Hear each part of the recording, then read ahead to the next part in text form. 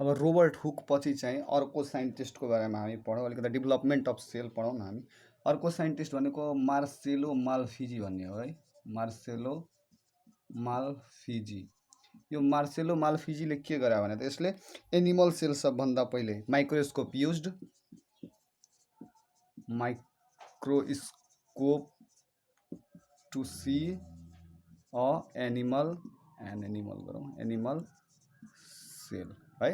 यसले सबभन्दा पहिले के गर्यो त एनिमल सेल। उता रोबर्ट हुकले के हेरेको थियो त उसले हेरेको थियो एउटा कर्क सेल भनेको त्यो ओक ट्रीको जुन बार्क हुन्छ त्यो वाला सेल हेऱ्यो। यसले फर्स्ट एनिमल सेल हेऱ्यो र यसले के भन्यो, नेम्ड के गर्यो त, नेम्ड इट अट्रिकल्स अर स्याक्युल्स, अट्रिकल्स अर स्याक्युल्स यसले के गर्यो त्यसलाई नाम दियो। यसले चाहिँ माल्फिजीले चाहिँ पहिले हेरेको थियो के भन्छ भने हुक भन्दा, तर यसको पब्लिकेसन चाहिँ पछि आउँदाखेरि यो अलिकता के भयो त, he observe the animal cell prior to Hooke in 1661 and called saccules or utricles. त्यसपछि अब हामीले अर्को त्यो रोबर्ट हुकले कतिमा हेरेको थियो भने 1665मा हेरेको थियो, यसले 1661मा हेरेको थियो र रोबर्ट हुकले कतिमा हेरेको थियो 1665मा। यो बुझ्नुपर्ने कुरा है अलिकता यसको हिस्ट्री। त्यसपछि अर्को हामीले के बुझौँ भने यसपछि स्क्लिडन नामको एकजना साइन्टिस्ट है, स्क्लिडन। यो स्क्लिडनले के गर्यो भने स्क्लिडनले के भन्यो त यसको भित्र अरू सबैले सेल हेरेको थिए, अब स्क्लिडनले हेर्दाखेरि उसले के भन्यो त सेलको भित्र पनि उसले केही कुराहरू हेऱ्यो। अब त्यो कुराहरू त्यसले के हेऱ्यो त, सेल वाल सबभन्दा बाहिर त्यसले प्लान्ट सेलमा के हेऱ्यो, सेल वाल हेऱ्यो। त्यसपछि उसले के हेऱ्यो त jelly like substance, jelly like substance. अनि जेली लाइक सब्सटान्स पछि उसले के हेऱ्यो त न्युक्लियस हैन, यही हेर्नु नि त हामी सबभन्दा बाहिर भनेको प्लान्ट सेलमा सेल वाल, त्यसपछि जेली लाइक सब्सटान्स यसलाई के पनि भन्छ साइटोप्लाज्म पनि भन्छौँ हामी है। अर्को साइटोप्लाज्म पछि हामीले के बुझ्छौँ त, साइटोप्लाज्म पछि न्युक्लियस हो कि न, मिडलमा हो। प्लान्ट सेलमा जेनरली यो पेरिफेरीतिर हुन्छ, एनिमल सेलमा के हुन्छ त मिडलतिर हुन्छ। यति हो के त माल्फिजी पछि स्क्लिडनले। अनि फेरि माल्फिजी पछि अर्को स्क्लिडन पछि अर्को फेरि को आयो त पर्किन्जे भन्ने आयो एकजना साइन्टिस्ट। पर्किन्जेले के भन्यो त, पर्किन्जेले भन्यो कि लिभिङ सेमी सलिड सब्सटान्स पनि हुन्छ यो साइटोप्लाज्मको भित्र, एउटा लिभिङ सब्सटान्स हुन्छ, लिभिङ जुन कस्तो हुन्छ त सेमी सलिड हुन्छ है, सेमी सलिड सब्सटान्स हुन्छ। यो सेमी सलिड सब्सटान्स जसलाई हामी के पनि भन्छौँ त प्रोटोप्लाज्म, जुन living part of the cell हो। लिभिङ पार्ट अफ द सेललाई हामी के भन्छौँ त प्रोटोप्लाज्म भन्छौँ है। अब यो प्रोटोप्लाज्मको कुरा यतातिर भइसकेपछि अब अर्को कुरा सेल मेम्ब्रेन भन्ने कुरा कसले त फेरि त सेल मेम्ब्रेन, यहाँ यसरी बुझौँ न हामी यो। यसपछि अर्को साइन्टिस्ट आए स्वान। हामीले धेरै ठाउँ पछि बायोलोजीमा पढ्नुपर्छ, स्क्लिडन एन्ड स्वानको कुराहरू पढ्नुपर्छ। यो स्वानको फर्स्ट काम के हो भने त यसले के गर्यो त सेल मेम्ब्रेन हुन्छ, एनिमल सेलको सबभन्दा आउटर स्ट्रक्चर के हुन्छ त सेल मेम्ब्रेन हुन्छ भनेर यसले के भन्यो त भन्यो। र त्यसपछि प्लान्ट सेलमा पनि के हुन्छ भने सेल वलको भित्रपट्टि जुन स्ट्रक्चर छ त्यसलाई के भन्यो त सेल मेम्ब्रेन, जुन कि सेमी पर्मिएबल इन नेचर हो। त्यति बेला त थाहा भएको थिएन, तर पछि के भयो त विकास हुँदै जाँदा के भयो त थाहा भयो। त्यसपछि अर्को साइन्टिस्ट भनेको ल्युवेनहुक थियो है, एन्टोनी भन ल्युवेनहुक भनेर चिन्नुहुन्छ नि है, एन्टोन भन ल्युवेनहुक है। यो एन्टोन भन ल्युवेनहुक यसलाई के पनि भन्छ फादर अफ माइक्रोस्कोपी पनि भनिन्छ है, माइक्रोस्कोपी, फादर अफ माइक्रोस्कोपी भनिन्छ। यसले के गर्यो त he was the first person, this Anton van was the first person who saw a free living animal cell, जसमा यसले के हेऱ्यो त ब्याक्टेरिया हेऱ्यो हो, ब्याक्टेरिया है। त्यसपछि प्रोटोजोआ हेऱ्यो यसले, आरबिसी, स्पर्माटोजोआ सेल है। यति कुरा यसले के गर्यो त हेऱ्यो। यो भयो हाम्रो एन्टोन भन ल्युवेनहुकको कुरा।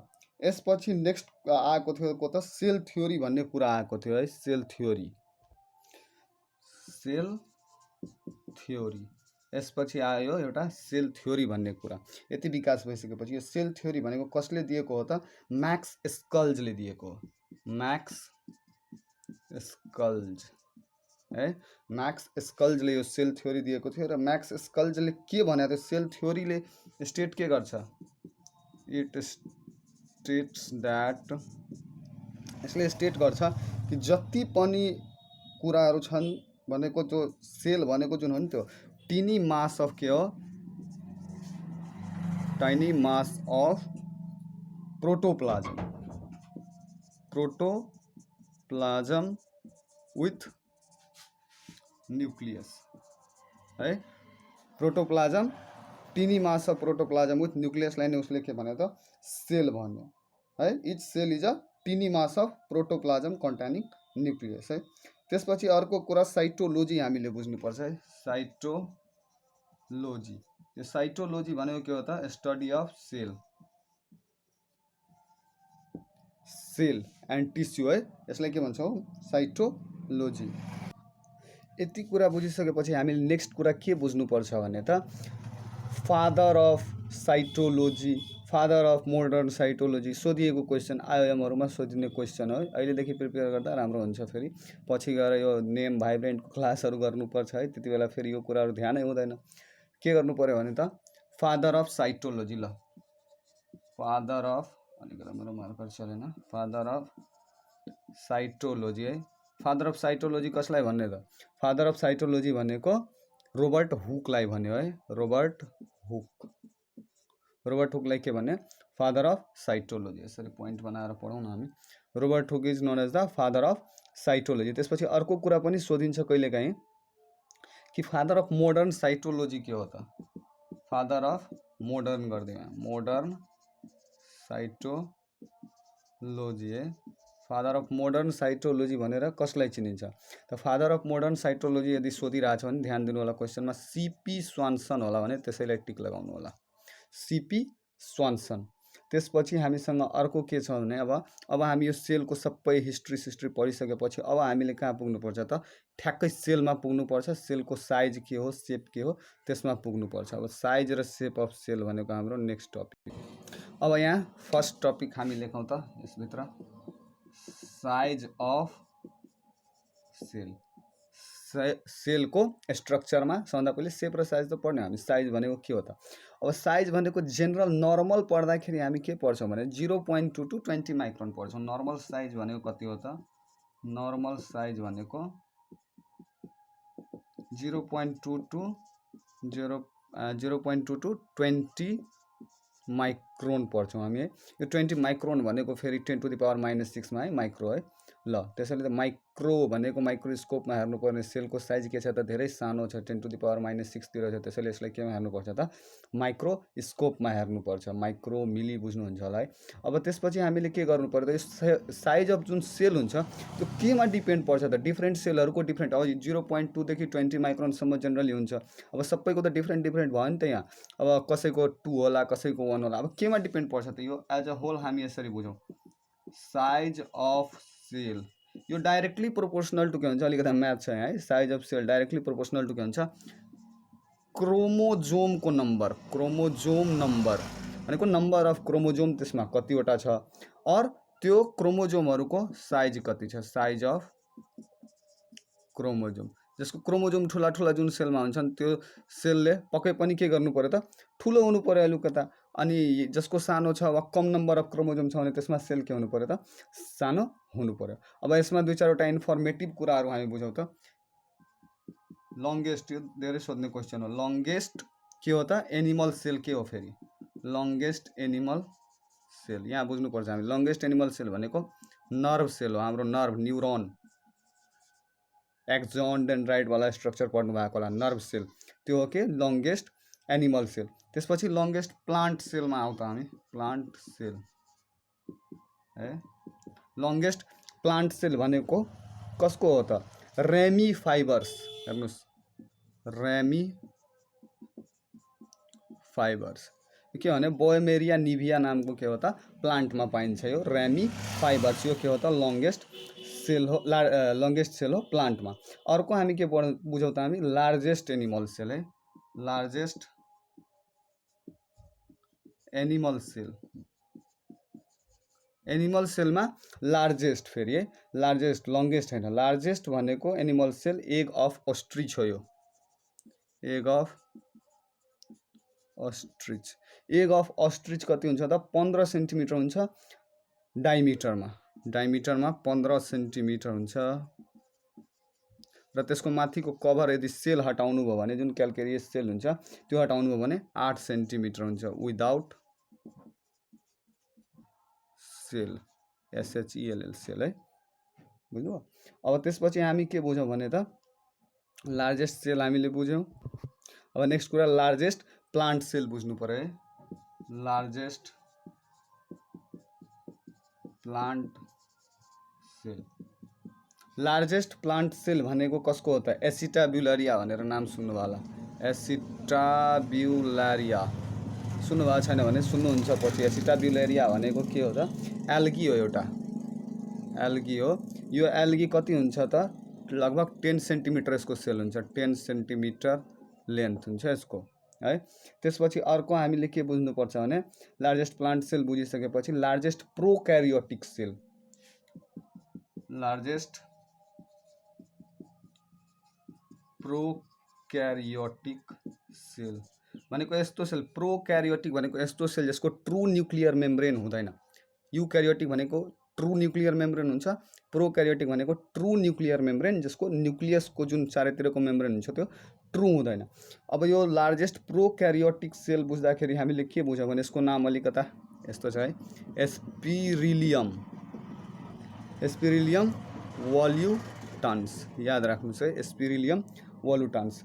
नेक्स्ट के हो हामीलाई स्मलेस्ट सेल है, लार्जेस्ट त बुझ्यो। अब smallest cell, smallest cell without cell wall, without cell wall, without cell wall जुन सबभन्दा स्मलेस्ट सेल हो त्यो कसको हो त माइकोप्लाज्म हो। त्यो ब्याक्टेरियामा होइन, माइकोप्लाज्म, माइकोप्लाज्म पढ्नुहुन्छ पछि, माइकोप्लाज्मा, माइकोप्लाज्म, त्यसपछि ब्याक्टेरिया, त्यसपछि लाइकन, धेरै कुराहरू पढ्नुपर्छ है। PPLO पनि भन्छ यसलाई, माइकोप्लाज्मलाई। त्यसपछि यसको जेनरली कति होला त 0.1 माइक्रोन छ त यसको सेलको साइज, 0.1 माइक्रोन, त्यसैले सबभन्दा सानो विदाउट सेल वाल। र सेल वालसँगको के हो त ब्याक्टेरिया है, with cell wall, with cell wall, smallest फेरि है, smallest with cell wall. Cell wall के हो त ब्याक्टेरिया, एउटा ब्याक्टेरिया, ब्याक्टेरिया यसको कति हो त 1 माइक्रोन हुन्छ यसको के त साइज। यस ब्याक्टेरियाको नाम के हो फेरि डाइलिस्टर न्युमोसिन्टेस भन्छ यसलाई, डायालिस्टर न्युमोसिन्टेस भन्छ है। ल यतिसम्म आज हामी राख्छौँ यो साइज अफ द सेलको। यति भइसकेपछि नेक्स्ट कुरा हामी गर्छौँ, जेनरली एउटा दुईवटा कुरा यसमा छ भन्नुपर्ने, जुन ह्युमन एग हुन्छ नि ओभम सेल त्यो 100 माइक्रोन डायमिटर हुन्छ। स्पर्माटोजोआ सेलभन्दा धेरै ठुलो हुन्छ, जेनरली स्पर्माटोजोआ सेल 60 माइक्रोनको हुन्छ। ब्लड प्लेटिलेट्स भनेको 2-3 माइक्रोन्स हुन्छ, इरिथ्रोसाइट 7-8 माइक्रोन, र यो इरिथ्रोसाइट र ब्लड प्लेटिलेट्स भनेको सबभन्दा स्मलेस्ट ह्युमन सेल हो।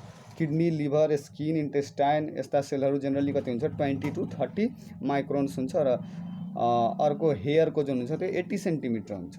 मसल सेल्स, नर्भ सेल्सहरू के हुन्छ लङ्गर हुन्छ। यो स्ट्रिएट मसल्सहरूको त फेरि 40 मिलिमिटर लङसम्म त हुन्छ त यसको सेलहरू, त्यसैले यो सब अलिकता लङमा आइहाल्छ।